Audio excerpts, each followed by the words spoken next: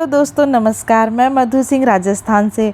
तो कैसे हैं आप? तो आइए चलिए आज का मैं आपको अपडेट बताती हूँ कि मेरी जो मैंने अपनी नई बगिया दूसरे वाले छत पर शुरू करी है, तो वहाँ मैं क्या काम कर रही हूँ। आज हस्बैंड की थी छुट्टी, तो उनको लेकर के आई मैं छत के ऊपर, क्योंकि अगर आप टेरेस गार्डनिंग करते हैं तो थोड़ा अकेला करना मुश्किल होता है, क्योंकि गार्डनिंग में बहुत सारे काम ऐसे होते हैं जो शायद आप नहीं कर सकते हैं। उसके लिए आपको हस्बैंड की या आपका बेटा हो, कोई भी हो, क्योंकि कुछ तोड़ फोड़ ये सब चलता रहता है गार्डनिंग में। ठीक है, तो आप महिला हैं तो शायद आप उतना नहीं कर पाएंगी।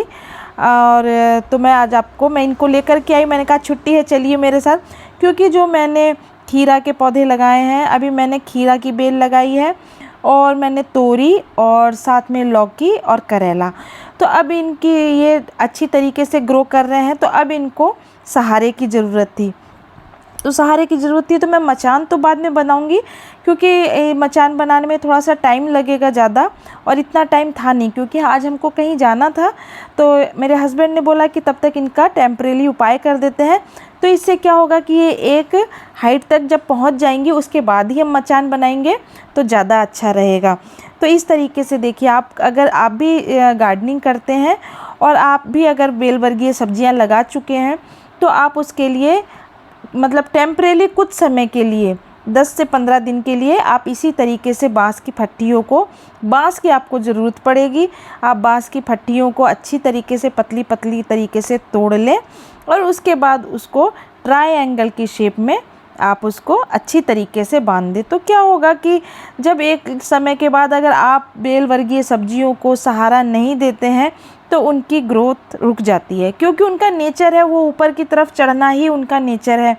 तो अगर आप उनको सहारा नहीं देंगी तो वो चढ़ नहीं पाएंगी, तो वो बेचारी ज़मीन पर पूरी तरह फैल नहीं पाएंगी, फिर आपकी सारी मेहनत बर्बाद हो जाएगी। और ये देखिए, ये आने वाले कुछ समय में नए गमलों में भरने के लिए भी मिट्टियाँ तैयार करनी पड़ती है, क्योंकि अगर आप एक गार्डनर हैं और टेरेस गार्डनिंग करते हैं तो आप किसी भी चीज़ को बर्बाद नहीं करना चाहते हैं, क्योंकि आप बहुत मेहनत से ऊपर चढ़ाते हैं और आप थोड़ी सी भी मिट्टी हो, खाद हो, किसी तरह की फूल पत्तियाँ, मैं कुछ भी बर्बाद नहीं करती हूँ।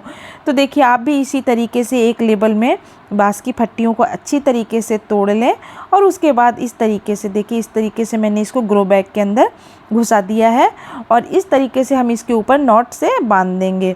नॉट से बांध देने के बाद अब कोशिश और मेहनत तो पूरी चल रही है, बाकी समय रिजल्ट बताएगा कि जब हार्वेस्टिंग होगी और मन लायक होती है या नहीं होती है, हमारी मेहनत सक्सेस होती है या नहीं होती है, वो तो बाद में जब आप मेरे साथ कंटिन्यू जुड़े हुए रहेंगे तो उस समय आपको गार्डन का जब अपडेट रहेगा तब मैं बताती रहूँगी। लेकिन अभी तो लग रहा है कि हाँ, कुछ हद तक, क्योंकि अभी नया गार्डन तैयार हो रहा है तो ज़्यादा भरा हुआ नहीं है।